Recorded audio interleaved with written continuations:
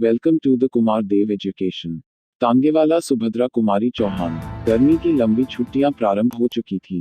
मेरे कुछ मित्रों ने इन गर्मियों की छुट्टियों में कश्मीर जाना तय किया था और इस प्रस्ताव को सबसे अधिक समर्थन मैंने दिया। हम लोग जाने की पूरी तैयारी कर चुके थे कि अचानक यात्रा के 2 दिन पहले मेरे एक मित्र रामकृष्ण का एक आवश्यक पत्र आया। इस पत्र के अनुसार मुझे अपनी कश्मीर यात्रा स्थगित करनी पड़ी। मैं अपने मित्र से मिलने उसके गांव की ओर चल पड़ा। जिस स्टेशन पर उतरना था, गाड़ी वहां दोपहर 1 बजे पहुंची। चिलचिलाती धूप, लू की लपट और कच्ची सड़क की धूल, मेरा गांव तक जाने का साहस न हुआ।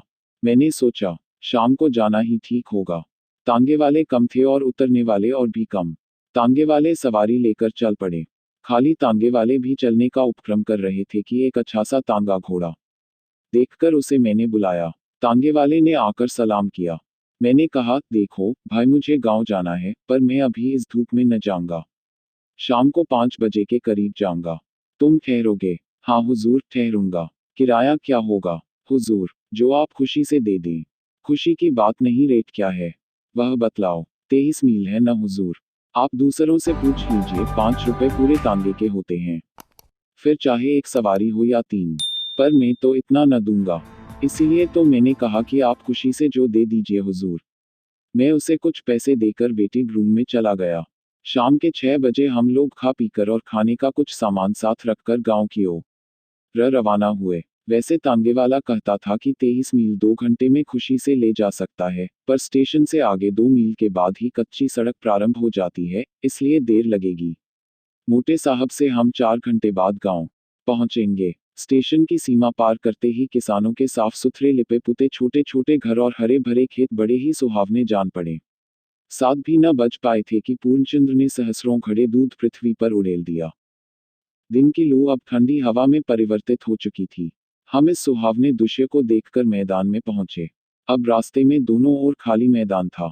दूर पर एक आध पेड़ निर्जन में ऐसा खड़ा था जैसे किसी की प्रतीक्षा कर रहा हो। मैंने सोचा, चांदनी रात की वह आभा एक साथी के अभाव में उतनी सुखदायी न हो सकेगी जितनी होनी चाहिए। मैंने तांगे वाले से पूछा, जो धीरे धीरे कुछ गुनगुना रहा था, कितने मील आ चुके हैं हम लोग? अभी हुजूर, कुल 7 मील ही तो आए हैं। और फिर वह जरा जोर से गा उठा, हम फिर से वतन अपना स्वाधीन बना लेंगे। मैंने जरा सतर्क होकर तांगे वाले की ओर देखा। खद्दर का कुर्ता और गांधी टोपी उसके सिर पर थी। मैंने सोचा, इसीलिए तो यह स्वाधीनता के गीत गाता है। मैंने तांगे वाले से पूछा, कितने दिनों से तांगा हाँकते हो तांगे वाले? हुजूर, कोई 5 साल हुए। किसी की नौकरी करने से यह अच्छा है। तबीयत हुई जोता, न तबीयत हुई ब थे रहे। किसी की ताबेदारी नहीं, अपने मन का राज है। सामने चलकर नदी थी। नदी का पुल पार करते ही तांगे वाले ने तांगा रोक दिया। बोला, हुजूर, यहाँ जरा आराम कर लीजिए। नदी का पानी बहुत साफ और मीठा है। कहते हैं कि सन 57 के गदर में तात्या टोपे दुश्मनों की सेना को चीरते हुए यहीं से नदी के पार चला गया था। तात्या टोपे। मैंने मन में सोचा, इसे इतिहास का भी कुछ ज्ञान है। तांगेवाला फिर बोला, हाँ हुजूर, तात्या टोपे नदी के पार जाना चाहता था। फिरंगियों की सेना ने उसे चारों ओर से घेर लिया था। फिर भी हुजूर, वह इतना तेज, इतना फुर्तीला था कि 4-5 बड़े बड़े फिरंगी अफसरों के सामने से निकल गया, अपनी सेना समेत, और उसका कोई कुछ भी न कर सका। मुझे तांगेवाले के मुंह से इतिहास की कहानी बड़ी ही रोचक लगी। मैं जानता था कि आखिर इस तांगेवाले के मन में क्या है। मैंने पूछा, फिर क्या हुआ? और मैं तांगे से उतरकर उसके पीछे पीछे चला। वह बोला, सन 57 के गदर में अगर हिंदुस्तानियों में एका होता तो पांसा ही पलट जाता। पर तकदीर और फूट जो न कराए सो थोड़ा। मौलवी अहमद शाह और तात्या टोपे सरी के देशभक्त वीरों का भी हमी में से धोखेबाज लोगों ने धोखा देकर दुश्मनों के हवाले कर दिया। खून खौल उठता है हुजूर, यह बात सोचकर। मैंने पूछा, तुम पढ़े लिखे हो? तांगेवाला उत्साह के साथ बोला, बहुत कम हुजूर, हिंदी अच्छी तरह पढ़ लिख लेता हूँ, अंग्रेजी भी थोड़ी जानता हूँ। पर हुजूर, जब से 57 के गदर का इतिहास पढ़ा और यह जाना कि फिरंगी कैसे आए और कैसे फैल गए सारे हिंदुस्तान में, यह जाना, तब से हुजूर, बदले की भावना से रात दिन जलता रहता हूँ। सरकारी नौकरी इसीलिए नहीं की। मेरा बाप D0C0 की अर्दली में था।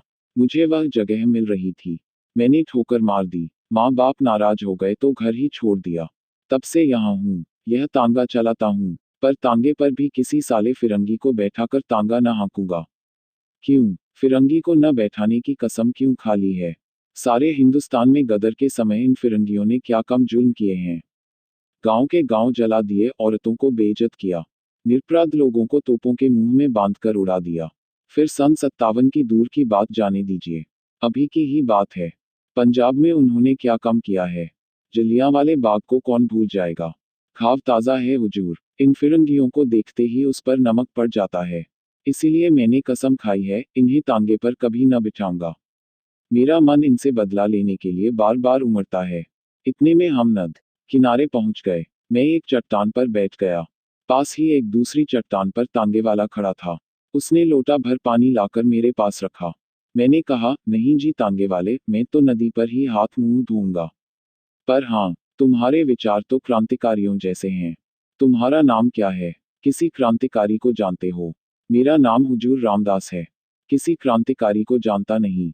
नाम सुने हैं, उन लोगों के जीवन चरित्र पढ़े हैं, पर उन लोगों में भी मुखबिर बनने वालों की कमी नहीं हुजूर, नहीं तो उन लोगों ने भी अब तक कुछ कर लिया होता।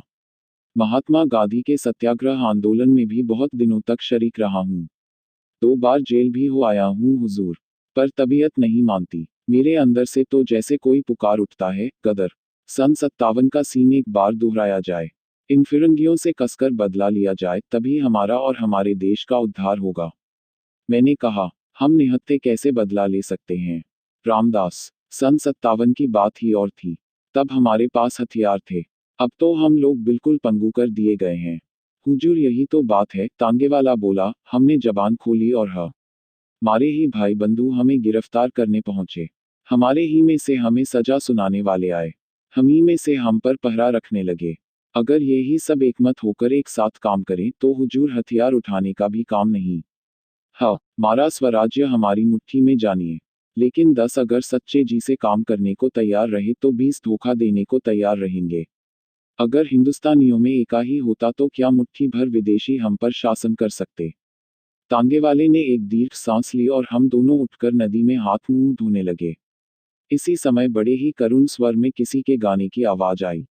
हम गरीबों का खुदा नींद में सोया होगा।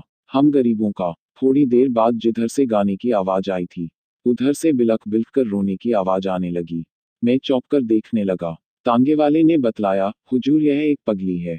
कभी कभी इधर दिख जाती है और अक्सर रात के समय गाती है। कभी रोती है, कभी हंसती है। कहते हैं, सन 57 के गदर के समय सम्राट बहादुर शाह को जब कैद किया था और उनके शहजादों को मार डाला था, तब उनके महल में कुछ बेगमें कीमती जेवर इत्यादि छीन लेने के बाद दर दर फिरने के लिए छोड़ दी गई थी। यह पगली उन्हीं में से कोई है।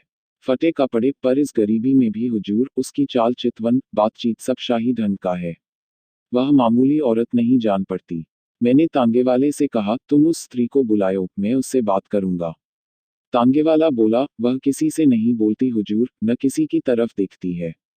कहाँ रहती है, क्या खाती पीती है, कोई नहीं जानता। कभी कभी यही नदी किनारे दिख जाती है। न जाने कितने वर्षों से इसी तरह गाती है, रोती है, हंसती है, पर आज तक कोई उससे बात नहीं कर सका है। मैं आश्चर्य में था। खैर, खाना खाकर हाथ मुंह धोकर हम लोग फिर तांगे पर आए। तांगे वाला न जाने कितनी बातें मुझे बतल चला। शुरू शुरू में तांगे पर बैठकर मैंने एक साथी के अभाव का अनुभव किया था, किंतु ये 23 मील कब खत्म हो गए, मैं जान भी न पाया। गांव में पहुंचकर जब तांगे वाले ने मुझसे पूछा, यही गांव है, किसके मकान पर चलना है, तब मैंने जाना कि 23 मील की यात्रा समाप्त हो गई।